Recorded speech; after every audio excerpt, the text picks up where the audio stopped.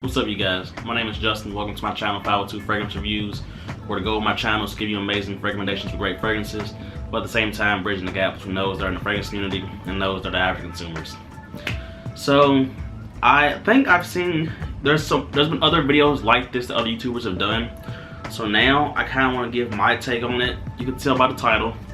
This is 10 fragrances that I will never buy. All these fragrances I'm gonna say, not recommend, but mention. It's not because I don't like any of these or I don't think they're good. I think all of these are solid fragrances. It's just that when I get into each one, I'm going to explain why I will never buy these fragrances. So, before I hop into this video, if you haven't already, subscribe to my channel because I got a lot of great content planned for you guys. Hit the post notification bell, let you know whenever I upload a new video. And share this video with your friends and family. Share my channel if they're interested in fragrances.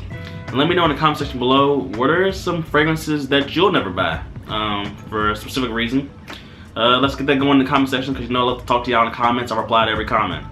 So without further ado, let's hop into this list. These are 10 fragrances that I will never buy. The first fragrance I want to talk to you guys about is one that it is a solid fragrance. Like I said, all these are solid. This is a popular fragrance both in the fragrance community and the average consumer, you know, general public.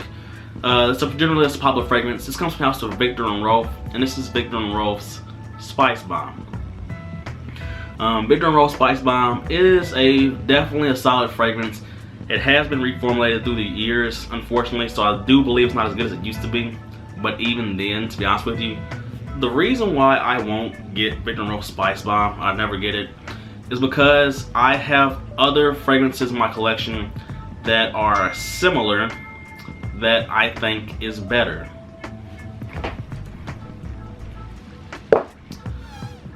One of those being the best Spicebomb, if you ask me, Viktor&Rolf's Spicebomb Extreme. This is one reason why I'll never own original Spicebomb, because like it's similar, but I just think it's just all around better version. Also, we got Bulgari Man in Black, which does get comparisons to Spicebomb right here. Bulgari Man in Black. I think this is way better than Spicebomb. There is some similarities, but I think it's just generally better. And then actually I got one more fragrance that's similar to Spicebomb. It's got similarities. It's not a clone, but it's got similarities, and this is my Initio Parfums Rehab. There is definitely similarities in this fragrance with Spicebomb, but this one right here definitely kills Spicebomb. It's a much more expensive fragrance, I know. Even though it's got similarities with a designer fragrance, it is worth the price tag if you ask me. And that is the first fragrance that I kind of want to mention to you guys that I'm never going to buy, even though I like the fragrance. That's Viktor&Rolf's Spicebomb. The next fragrance I want to mention to you guys, this is going to be a mixture of designer and niche fragrances. I want to do a nice mixture here. The next fragrance is a niche fragrance. The next fragrance that I will never buy comes from the house of Kilian Paris now, I believe, because it got bought by someone. It's Kilian, and this is Kilian's Intoxicated. Okay, so man, the reason why I'm never gonna buy this one is because if I want this type of scent, this scent, honestly, I could just get Mugler's Amen.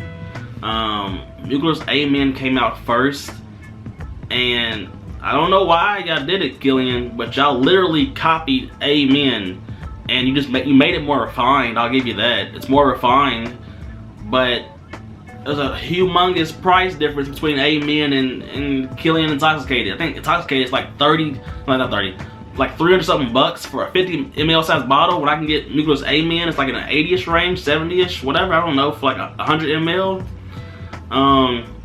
Don't get me wrong, it smells nice, but both of them smell basically the same. It's just Kilian Intoxicated is more refined.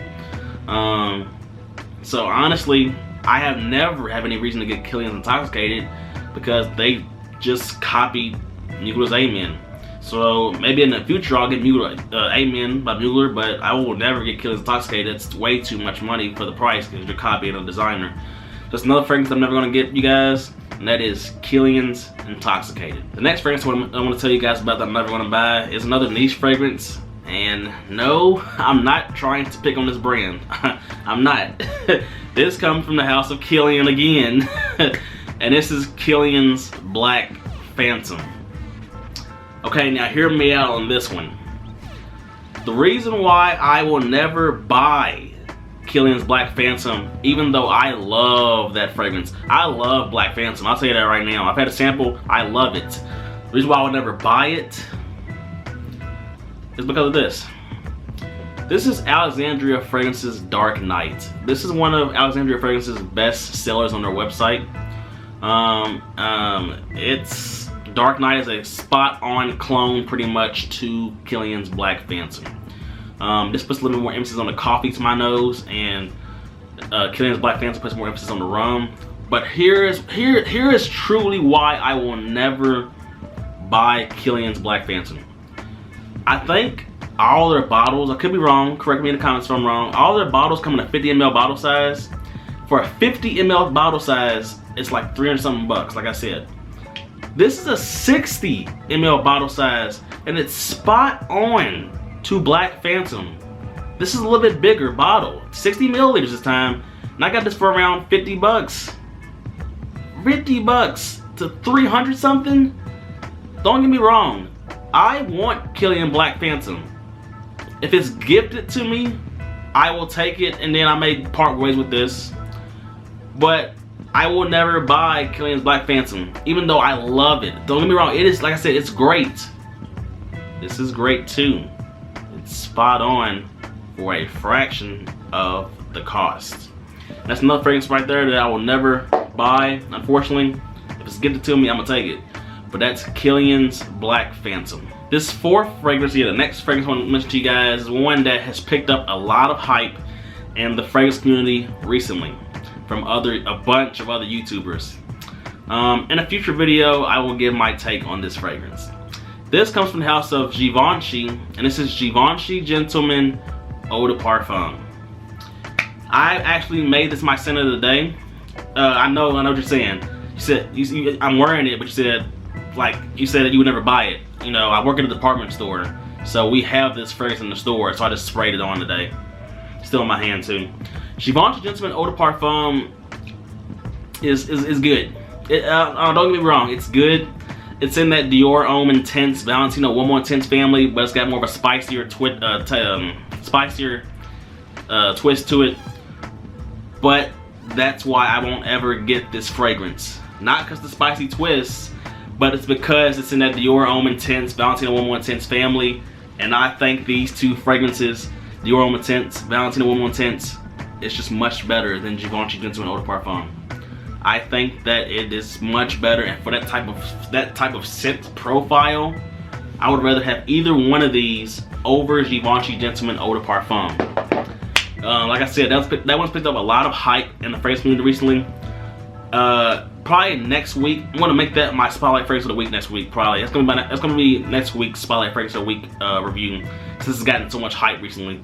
I'll give you my take on that fragrance next week. But that's one fragrance right there that, even though I like it, I like it, I will never buy it. That is Givenchy Gentleman Eau de Parfum. This next fragrance right here, oh my gosh. Another niche one. This is another one right here that I'm never gonna buy. Check this out.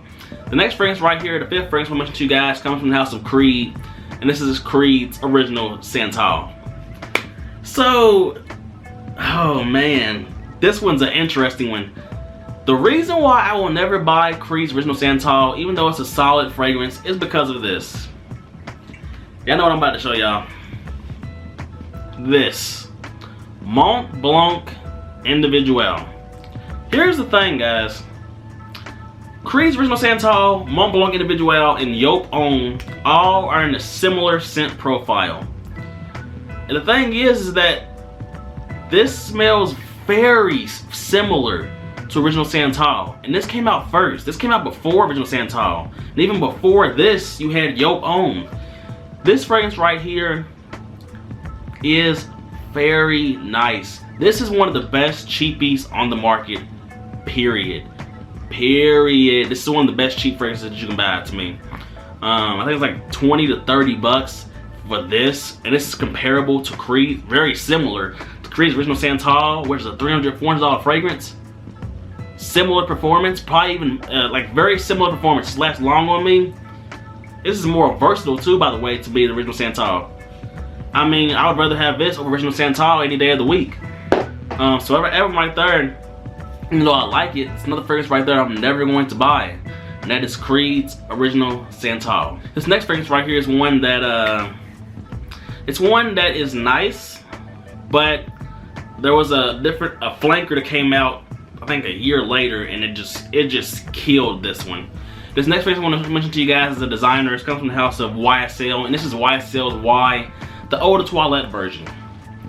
And I just hinted at it, just what I just said. The reason why I will never buy this fragrance is because of the flanker, YSL Y Eau de Parfum. To me, YSL Y Eau de Parfum does everything that the YSL Y Eau de Toilette does and more.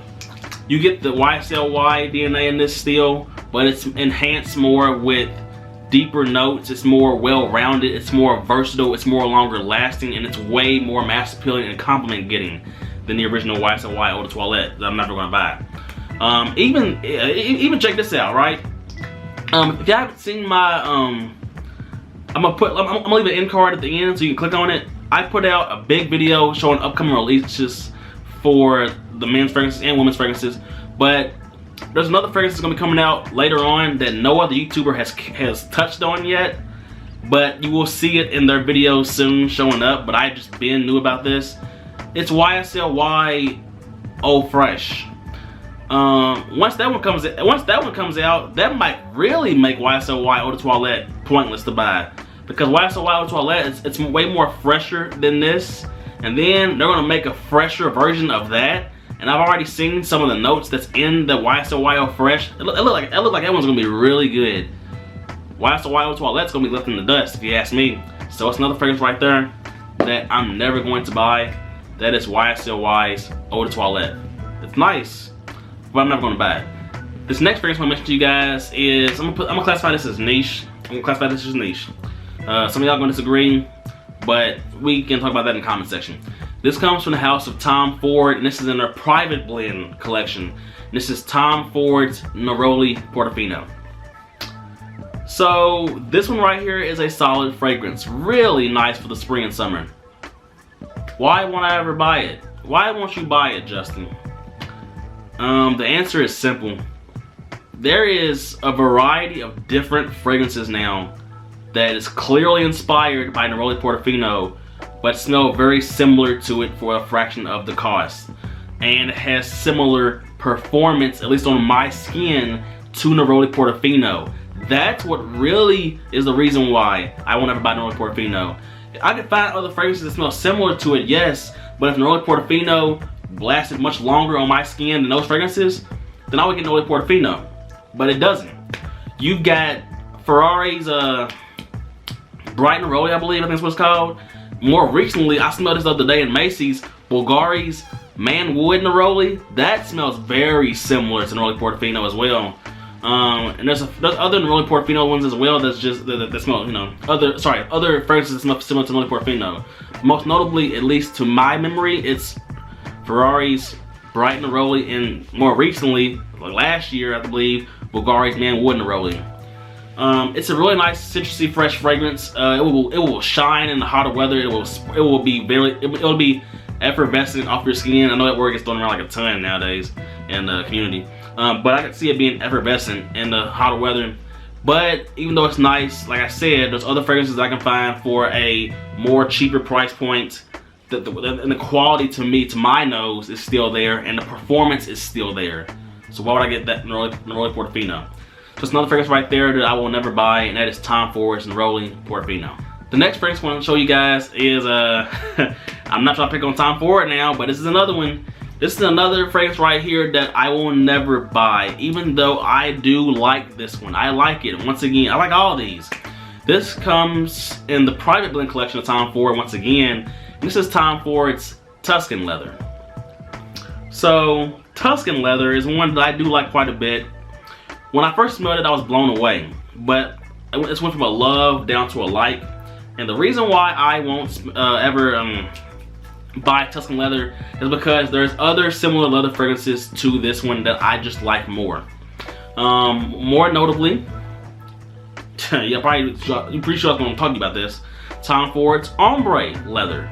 Originally, I liked Tuscan leather more than this, but after some time, we already know my skin, I like ombre leather more, and it's just more mass appealing. It's still, to me, kind of in a daring direction like Tuscan leather, but it's not as daring to wear. And also, another one that I smelled recently that I really like, and I could possibly even get that, even though I got this, is Montal's oud leather. That one's fire. That one is really good. Very similar to Tuscan leather, but I think that I like it more, I would say.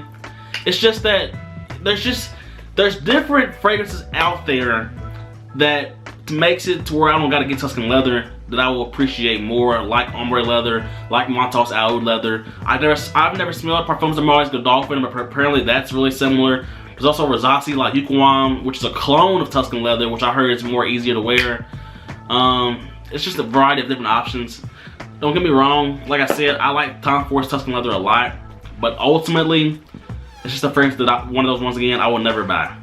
Now we're going to touch base on another fragrance that's got a Creed and Mont Blanc backstory. You can probably know what I'm going to say this next fragrance. This comes from the house of Mont Blanc, and this is Mont Blanc's Explorer.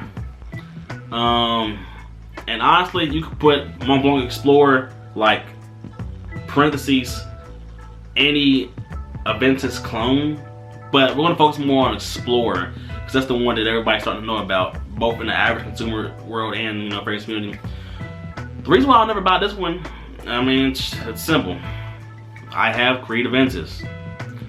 Who cares about the batch talk? That's nothing that concerns me. I like the batch that I have, 19S11. I like it. This is, you know, Mont Blanc Explorer is a clone of Aventus.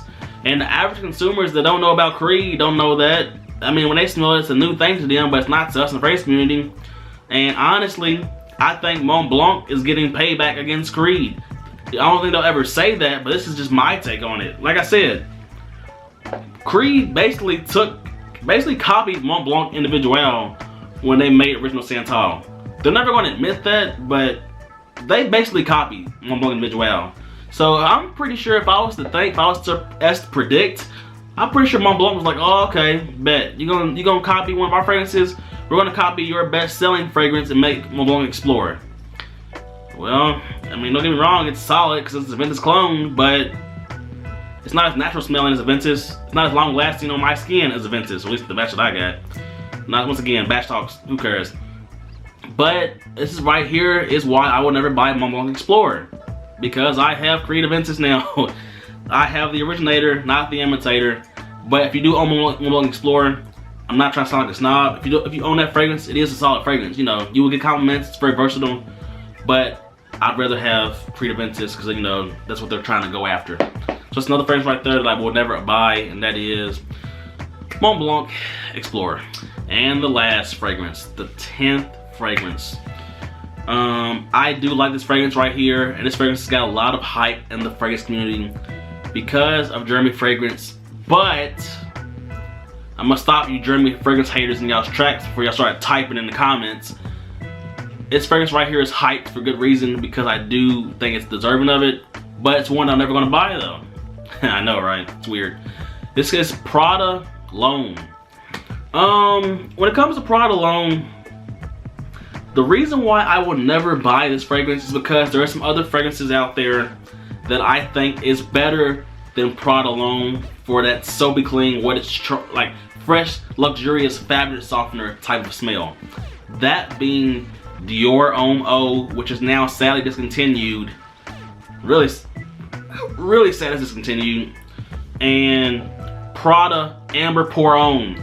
This will be a upcoming fragrance battle. I know I'm already spoiling my winner, but Prada L'Homme and Prada Amber Pour Homme will be an upcoming fragrance battle. These two are better soapy, clean fragrances than Prada L'Homme to me. I think they're just better, and I would rather get with one of those two fragrances, especially Dior Homme Eau. I'd really get Dior Homme Eau over any of these, but that's another fragrance right there, or fragrances, or few that I would pick before Prada L'Homme for that same similar scent profile, just different twists, you know. But nothing against Prada L'Homme. I think it's a nice fragrance. I think it's one that's very inoffensive, and you'll smell very pleasing to those around you, and you'll get compliments on it. But that's one right there that, once again, I will never buy. So that's all I got for you guys today. These are 10 fragrances right here that, even though I like all these, I will never buy them. I've given you my reasons why I will never buy any of these. So like I said in the beginning of the video, let me know in the comment section below, what are some fragrances that you will never buy? And let me know why you won't personally. Let's talk about that in the comment section below. Like I said, I love talking to y'all. So yeah, that's all I got for you guys today, man. Definitely, like I said, if you are watching this and you're not subscribed, hit the subscribe button so you can subscribe to my channel. I got a lot of great content planned for you guys. Hit that post notification bell. Let you know whenever I upload a new video, because I have a lot of content planned for you guys. I'm gonna be doing basically like 5 videos a week. So yeah, I hope you have a nice day, evening, whenever you're watching this. Until next time.